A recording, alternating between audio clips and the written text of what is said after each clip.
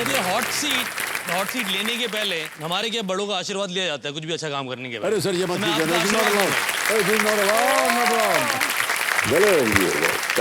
Sir, thank you so much, thank you,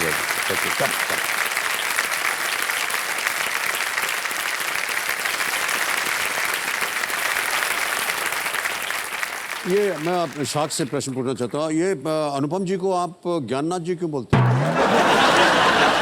sir इनको सब चीजों के बारे में पता है और कोई पिक्चर आता है शार्क टैंक पे, उसको अपने बिजनेस के बारे में इतना नहीं पता होता जितना इनको पता होता है। और ये भिड़ जाते हैं उसके साथ कि उसको ज्यादा पता है या इनको पता है, और अगर उस पिक्चर ने कोई जवाब इधर उधर कर दिया ना तो ये भाई साहब उनको छोड़ते नहीं। अच्छा, इसलिए हमने उनको अपने ट्रम्प कार्ड को एंड के लिए रखा। ये सब बेकार की बातें। मैं आपको सच बताता हूँ, मुझे ज्ञानी इसलिए बोलते हैं क्योंकि ये कुछ जानते ही नहीं। तो इनके सामने तो मैं ज्ञानी ही ठहरा।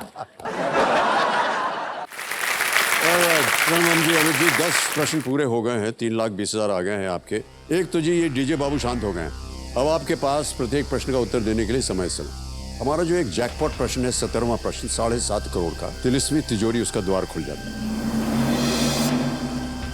और इस खेल में इस सीजन में हमने एक तीसरा पड़ाव भी रखा है जो कि है 15वें प्रश्न पर।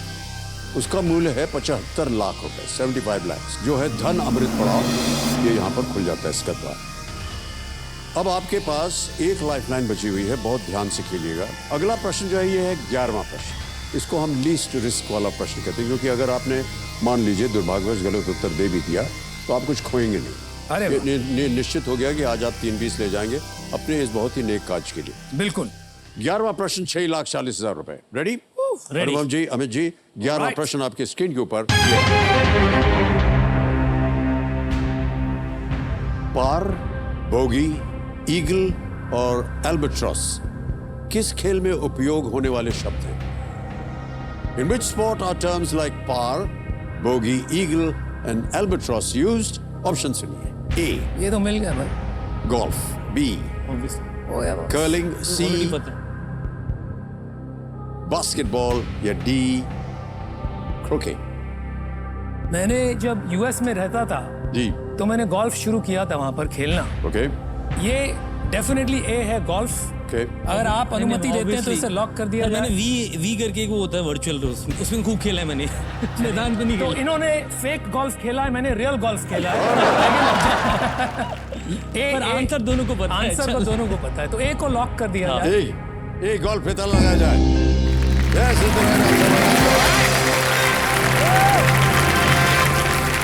6,40,000 रुपए जीते आपने। ईगल, पार, बोगी, एल्बाट्रॉस शब्दों का उपयोग गोल्फ की स्कोरिंग में होता है। ओके, अमित जी आपसे एक प्रश्न पूछना है, क्योंकि आप एक नए शाख हैं इस सीजन के। आपको कैसा लगता है कि स्टार्टअप्स की वजह से क्या भारत का नक्शा बदला है, या भारत में जो कुछ भी हो रहा है उसमें कुछ बदलाव आया है?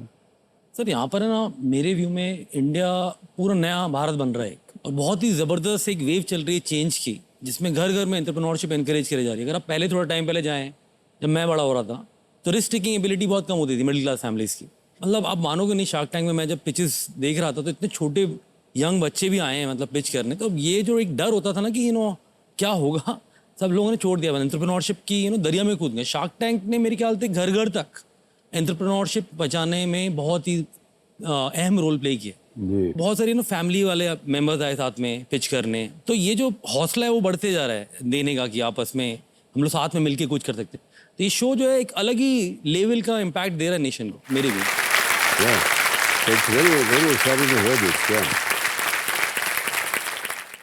उदाहरण के तौर पे मैं उस पर एक वाक्य सुनाता हूँ आपको।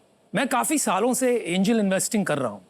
एंजल इन्वेस्टर मतलब हम बहुत जल्दी बिजनेस जब तक बड़ा नहीं है, बनाने भी नहीं है, कई बार बिजनेस प्लान सिर्फ कागज या एबी नैपकिन पे होता है, जी। तब हम पैसे डाल देते। और सबसे पहले हम जनरली पैसे डालते हैं बिजनेस में फॉर एक्सचेंज ऑफ इक्विटी।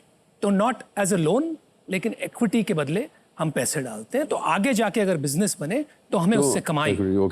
तो बहुत साल पहले एक फाउंडर मिले थे जिन्होंने कहा बड़ी तकलीफ हो गई, वो पैसे रेज करना चाह रहे थे। मैंने कहा क्या हो गया भाई?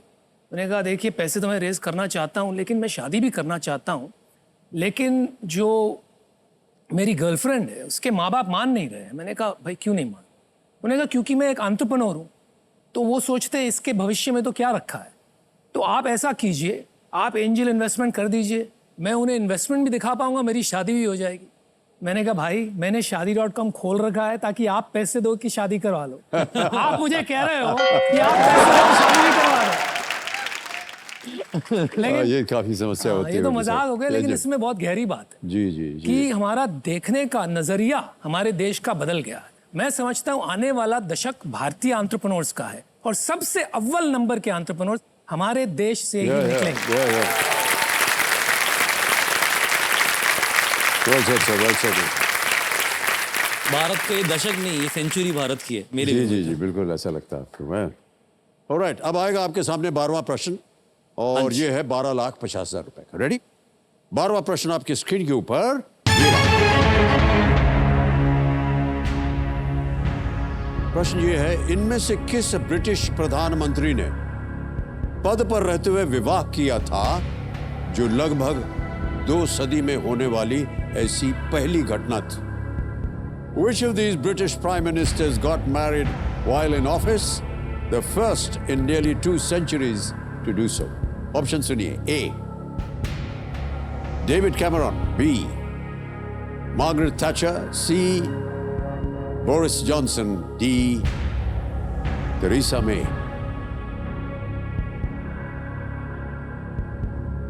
ये तो मुझे शायद अंदाजा है। वैसे हम जिनकी शादियां हो गई हैं उनका ट्रैक नहीं रखते, लेकिन फिर भी ये न्यूज़ में काफ़ी था। तो डेविड कैमरन तो शादीशुदा थे पहले से ही जब ऑफिस में आए। मार्गरेट थैचर की स्टोरी तो हम सबको ही पता है। थेरेसा मे भी शादीशुदा थी जब ऑफिस में आई। बोरिस जॉनसन जी की एक गर्लफ्रेंड थी जब वो ऑफिस में आए, जहाँ तक मेरा अनुमान है, और उन्होंने 10 डाउनिंग स्ट्रीट में आकर ही शादी की। तो शायद यही सही उत्तर रहेगा। सी को लॉक कराए। नहीं, कभी कभी कॉन्फिडेंस में क्या होता है ना, पासा पलट जाता है, तो इसीलिए मैं थोड़ा सोच विचार कर रहा हूँ। आपको क्या लगता है? मेरे को आपने जिस तरीके से पिच दी है, हाँ नहीं नहीं इसमें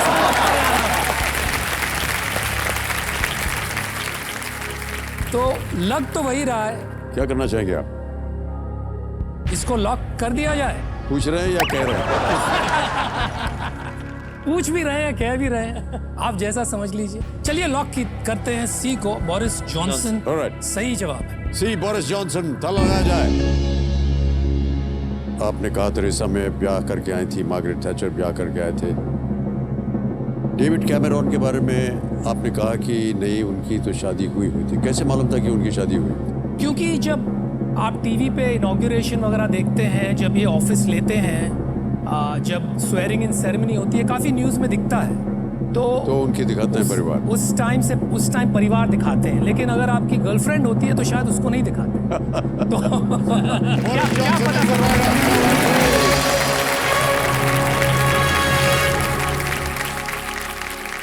बोरिस जॉनसन ने अपनी पत्नी कैरी से 2021 में विवाह किया था।